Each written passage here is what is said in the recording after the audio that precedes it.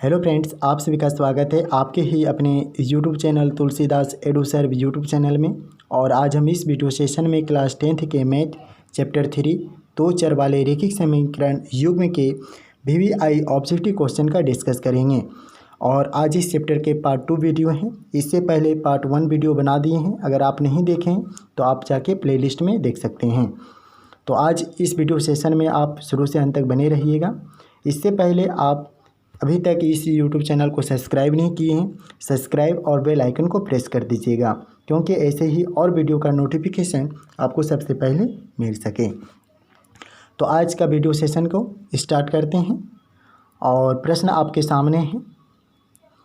निम्नांकित रैखिक समीकरणों में से किस समीकरण युग्म का अद्वितीय हल संभव है?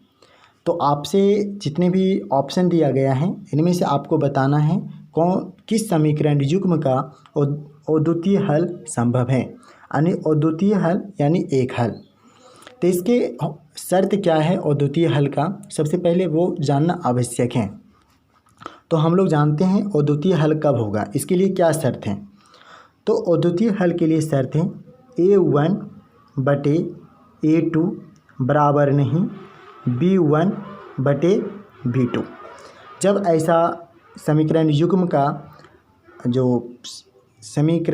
का जो अगर इस प्रकार शर्त लागू होगा तो हम लोग क्या कहेंगे, अद्वितीय हल होगा।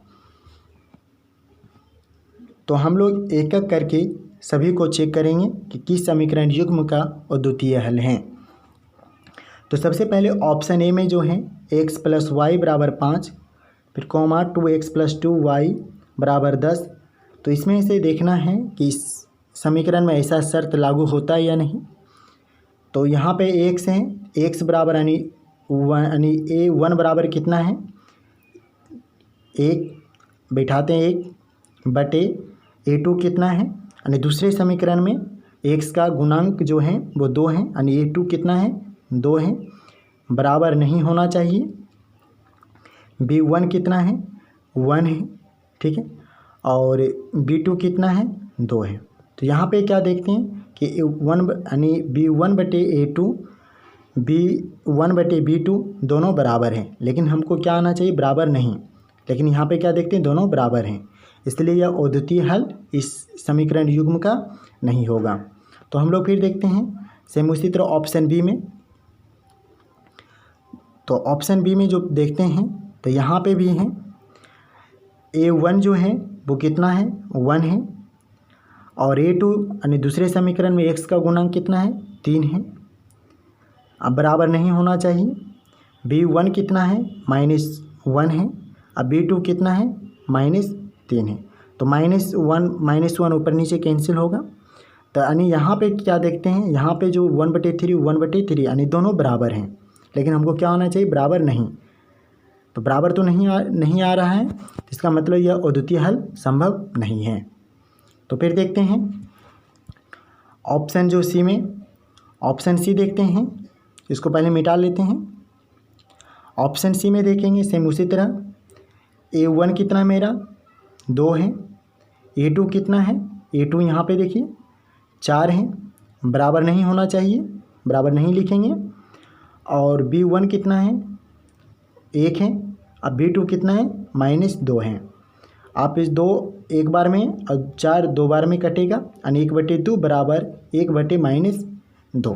तो इसका मतलब है कि दोनों बराबर नहीं हैं। देखिए, क्योंकि यहाँ भी 1/2 है और यहाँ है 1/-2 है, तो दोनों बराबर है नहीं है। तो इसका मतलब है कि A1/A2 बराबर नहीं B1/B2 इस समीकरण युग्म में आ रहा है। इसका मतलब इस समीकरण युग्म में जो है अद्वितीय हल होगा।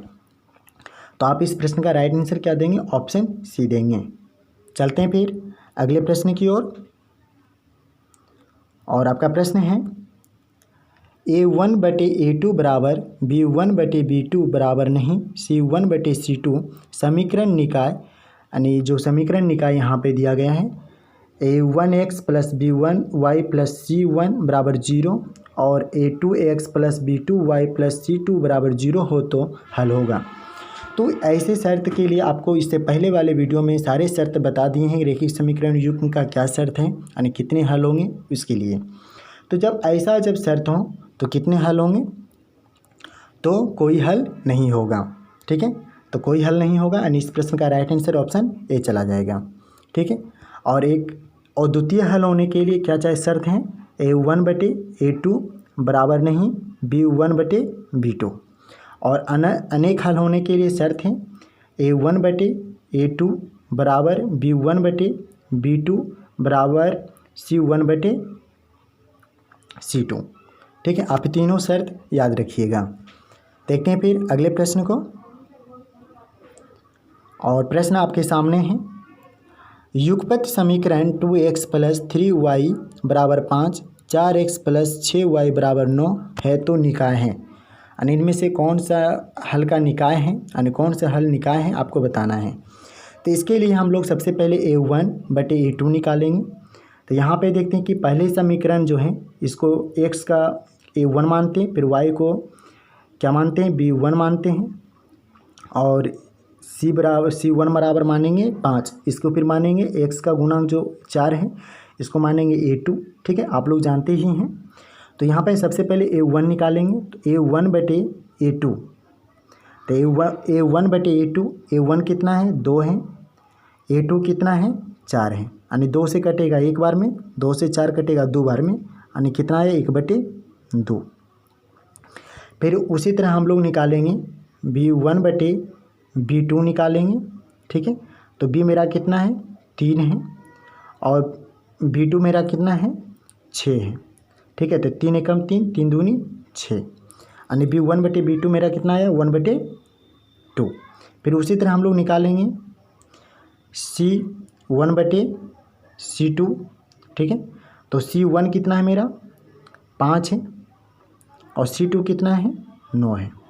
तो यहाँ पर क्या देखते हैं कि A1/A2 बराबर B1/B2 बराबर नहीं C1/C2।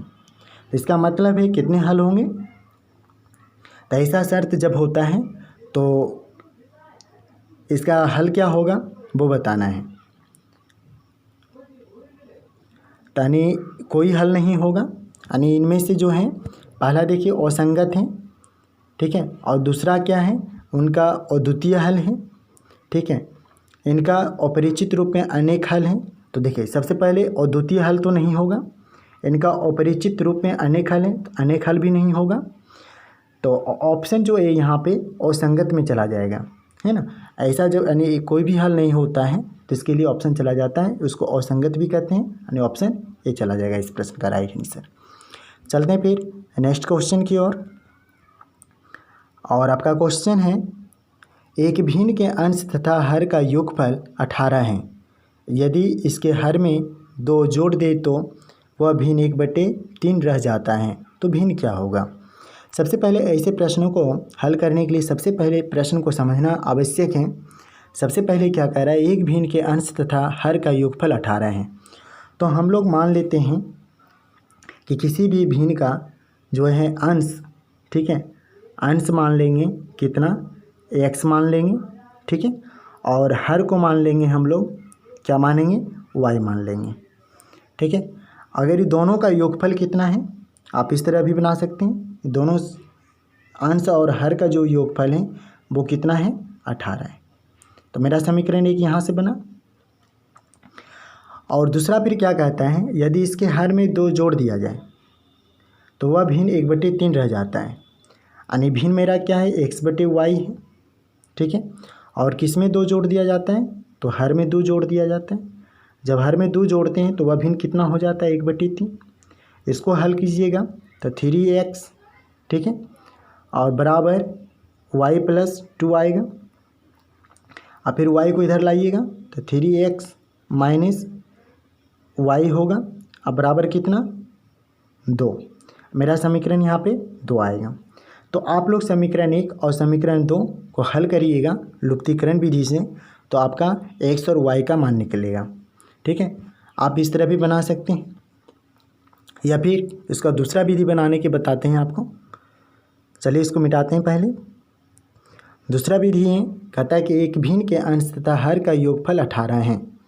तो हम लोग मान लेते हैं अंश, ठीक है, अंश मान लिए x तो हर क्या होगा, अगर दोनों का योगफल 18 है तो एक अंश x है तो हर कितना होगा 18 माइनस x होगा। ठीक है, अब क्या कहता है कि हर में 2 जोड़ दिया जाए, तो मेरा भिन्न क्या है x बटे 18 माइनस x है। ठीक है, अब इसमें क्या कहता है हर में जब 2 जोड़ दिया जाता है तो मेरा यह भिन्न जो है 1/3 प्राप्त होता है। आप इसको हल कीजिएगा तो 3x बराबर तिरछे मल्टीप्लाई होगा 18 और +2 दोनों जुटेगा यानी 20 हो जाएगा, यानी कितना माइनस x और +20। ठीक है, x को इधर लाइएगा तो हो जाएगा 4x अब बराबर कितना 20, 4 से कटेगा 20 5 बार में, यानी x बराबर मेरा कितना आएगा 5। ठीक है, तो मेरा अंश कितना हो गया 5 और हर मेरा कितना हो जाएगा 18 में x घटेगा तो बचेगा 13। तो मेरा जो भिन्न संख्या जो प्राप्त हुआ है यानी अंश बटे हर होता है यानी 5/13। तो देखिए 5/13 ऑप्शन ए में दिखाई दे रहा है। इस प्रश्न का राइट आंसर ऑप्शन ए चला जाएगा।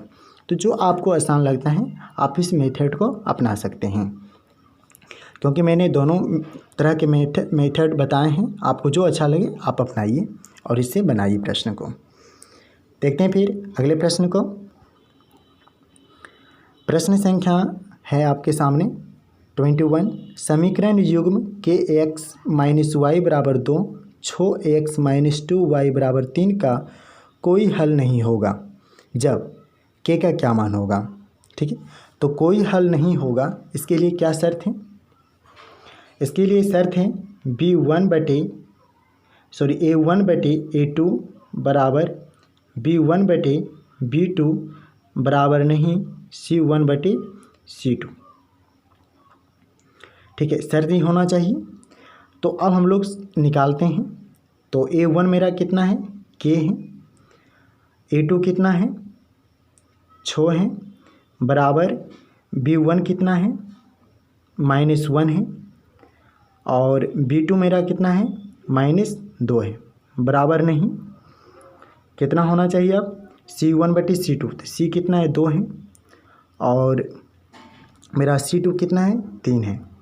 तो यानी यहाँ पे क्या होना चाहिए माइनस माइनस कट गए यानी दोनों बराबर होना चाहिए, यानी k का मान क्या रखें यहाँ पे जो कि 1/2 प्राप्त हो जाए।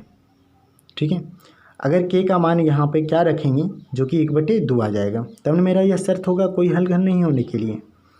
तो यानी k का मान जो हम लोग यहाँ पे 3 रखेंगे, 3 अगर k का मान रखते हैं 3 एकम 3 3 दूनी 6 तो 1/2 प्राप्त हो जाता है, यानी दोनों बराबर हैं और 2/3 के बराबर नहीं है। तो ऐसा शर्त लागू हो रहा है।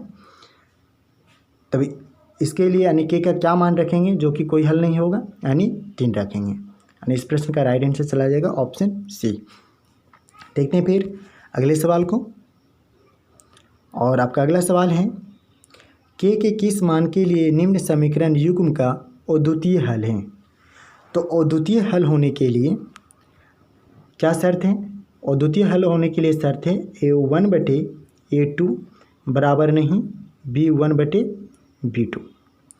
तो a1 मेरा यहाँ पे क्या है समीकरण, पहला समीकरण में k है, a2 कितना है 6 है बराबर नहीं होना चाहिए, b1 कितना है -1 है और b2 कितना -2 है। तो माइनस माइनस कैंसिल, यानी यहाँ पे k का क्या मान रखें जो कि 1/2 के बराबर नहीं हो। तो देखिए यहाँ पर क्या रखेंगे यानी k का क्या मान रखेंगे। ठीक है, तो अगर हम 0 में रखते हैं तो क्या होता है बराबर नहीं होगा, फिर 0 नहीं रखते हैं ठीक है तो क्या होगा इसके बराबर नहीं होगा, 3 रखते हैं तो इसके क्या हो जाता है बराबर हो जाता है। अगर बराबर जो 3 अगर यहाँ k का मान अगर बराबर यानी k का मान जो हम लोग 3 नहीं रखते हैं ठीक है तो क्या होता है 1/2 कभी भी प्राप्त नहीं होगा। ठीक है, तो यानी इस प्रश्न का राइट आंसर ऑप्शन डी ही जाएगा, क्योंकि यहाँ पे k का मान अगर हम 3 रख देते हैं तो 1/2 प्राप्त हो जाता है, लेकिन हमको 1/2 लाना नहीं, यानी k बराबर जो हम लोग 3 नहीं लेंगे। ठीक है, यानी k बराबर हम लोग 3 नहीं लेंगे, क्योंकि देखिए 0 भी रख लेंगे तो यानी इसके बराबर नहीं आएगा। लेकिन मेन जो है इसमें कह रहा है कि k का किस मान के लिए यानी अद्वितीय हल नहीं होगा, यानी k के 3 का मान जो नहीं रख लेने पर इसका क्या होगा, अद्वितीय हल होगा, क्योंकि इतने के बराबर नहीं आता है। देखते हैं फिर अगले प्रश्न को, और प्रश्न संख्या आपका 23 है। समीकरण युग्म x माइनस 2y बराबर 3, 3x प्लस के वाई बराबर 1 का एक ही हल प्राप्त होता है, यानी अद्वितीय हल। तो सेम प्रश्न उसी तरह है, आप इसको बनाइए और इसको बना करके आप हमें आंसर दे सकते हैं कमेंट में। आपका कमेंट को हम रिप्लाई करेंगे और उसी में आपको बताएंगे इस प्रश्न का राइट आंसर क्या होगा। इसलिए आपका ये होमवर्क हो गया है, आप इसे बना के आंसर दे सकते हैं। देखते हैं फिर नेक्स्ट सवाल को। यदि x प्लस वाई बराबर 7 एवं 5x प्लस 12y बराबर 7 तो x का मान क्या होगा।